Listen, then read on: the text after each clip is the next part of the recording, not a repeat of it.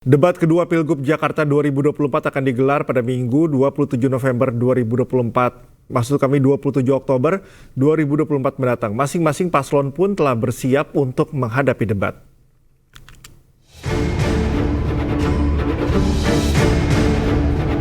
Pasangan Ridwan Kamil Suswono terus berlatih untuk hadapi debat kedua. Keduanya berlatih topik debat kedua calon gubernur, wakil gubernur Jakarta. Ridwan Kamil pun nyatakan kesiapannya untuk debat pada hari Minggu mendatang. Kalau debat saya kira sama, kita harus kuasai topik-topiknya. Saya tetap tidak akan takabur, saya selalu latihan, karena ngejawab 1 menit itu nggak mudah ya. Jadi lebih ke latihan agar tepat waktu, dan kami punya banyak solusi terhadap masalah-masalah yang ada di Jakarta. Dan juga pengalaman yang bisa dibagikan, karena nggak semua jawaban itu harus sesuatu yang baru ya.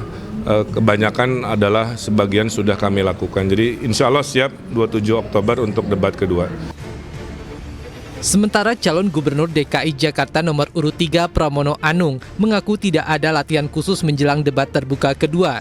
Dirinya juga mengaku tetap akan turun belusukan ke masyarakat seperti biasa.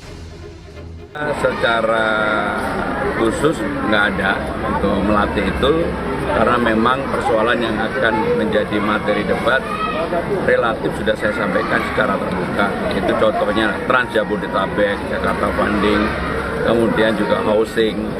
Ini yang menjadi pertanyaan-pertanyaan di dalam debat nanti, termasuk UMKM, saya sudah sampaikan. Sehingga dengan demikian tidak ada waktu khusus untuk itu, saya tetap akan turun seperti biasa.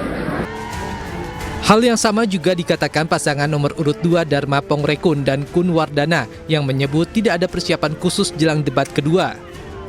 Enggak, saya nggak persiapan. Ini tadi bagian daripada persiapan. Persiapan itu bukan seperti belajar ujian, ngapalin, praktek. Mulai latihan praktek untuk bisa kita lihat apakah program ini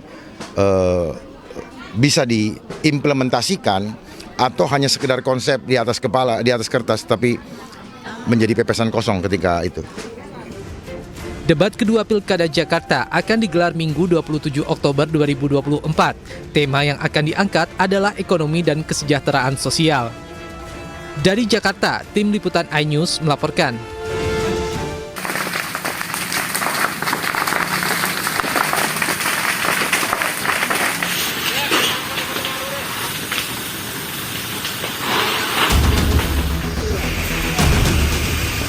Seperti inilah kobaran api saat membakar 7 unit lapak pedagang berlokasi di Kelurahan Palima, Kecamatan Kota Baru, Kota Jambi, Jumat dini hari.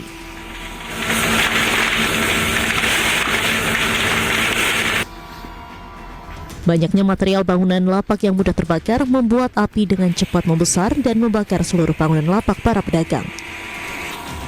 Untuk memadamkan api, petugas damkar dan penyelamatan Kota Jambi menerjunkan sedikitnya 7 unit mobil pemadam kebakaran ke lokasi kejadian. Saat petugas damkartan melakukan pemadaman, sempat terjadi beberapa kali ledakan. Dalam peristiwa tersebut, pemilik lapak tak bisa menyelamatkan barang dagangannya.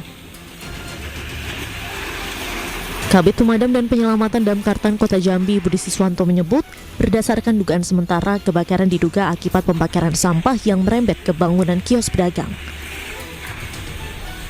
Kebakaran kios sebanyak 7 unit, dan alhamdulillah kami dapat menanganinya selama 3 jam. Api dapat kami padamkan, mengerahkan personil sebanyak 30 orang dan 7 unit armada. Dalam kebakaran tersebut tidak terjadi korban jiwa. Akibat peristiwa kebakaran tersebut, pemilik kios harus menderita puluhan juta rupiah. Kebakaran 7 kios pedagangnya rata dengan tanah akibat amukan si jago merah tersebut saat ini masih dalam penyelidikan aparat kepolisian. Dari Kota Jambi, Adrianus Susandra, iNews melaporkan.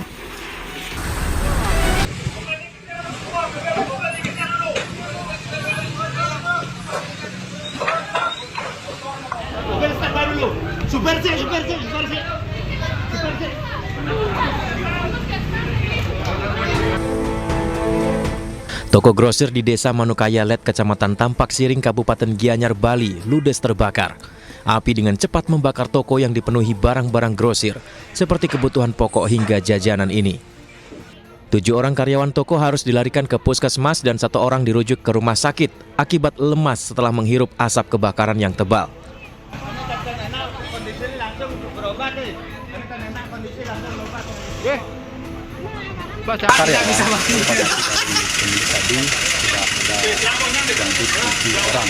dievakuasi ke puskesmas tempat sterilisasi. Semua orang ya.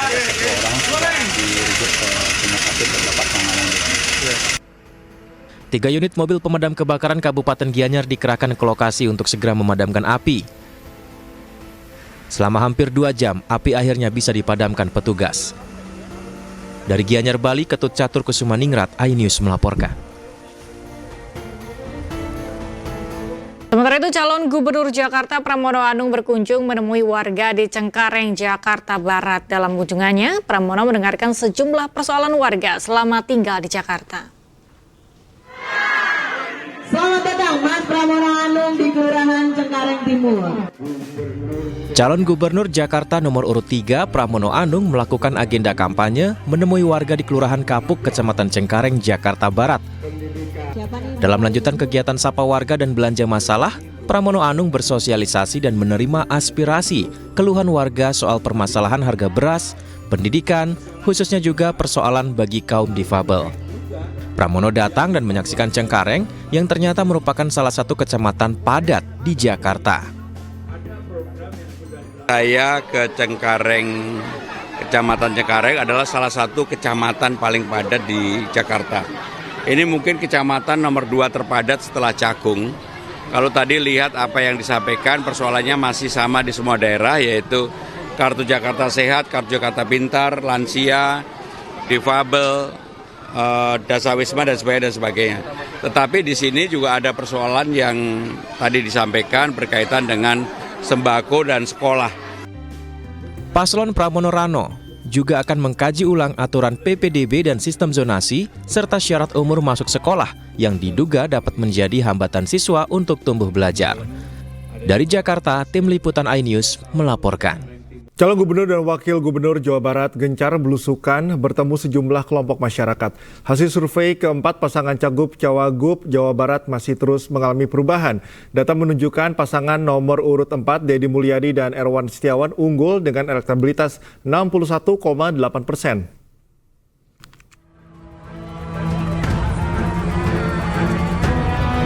Peta elektoral 4 pasangan Cagup-Cawagup Jawa Barat masih dinamis. Sejumlah lembaga survei pun merilis data hasil survei terkini.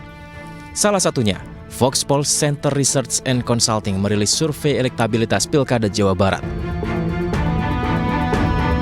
Hasil survei Voxpol membuktikan elektabilitas pasangan Deddy Mulyadi dan Erwan Setiawan unggul dengan angka 61,8%, disusul Ahmad Saiku dan Ilham Akbar Habibi dengan 18,6%. Kemudian Acep Adang Ruhiat dan Gita Dwi Natarina dengan angka 7,4%. Sementara di posisi terakhir ada JJ Wiradinata dan Ronald Supraja 5,6% dan tidak tahu 6,6%. Itu ceruk segmennya dengan Saiku itu beda loh. Tapi ceruk segmennya dengan Deddy Mulyadi itu bareng samaan.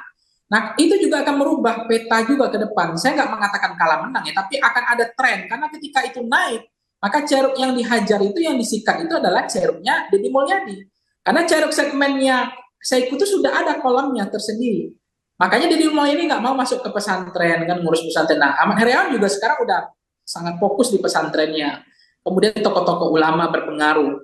Terus tambah mesin partai yang, mesin partai PKS itu biasanya panas di ujung gitu.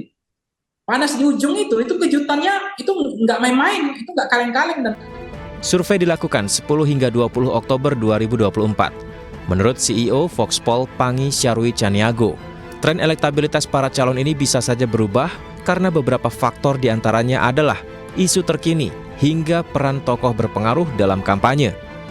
Tim Liputan iNews melaporkan.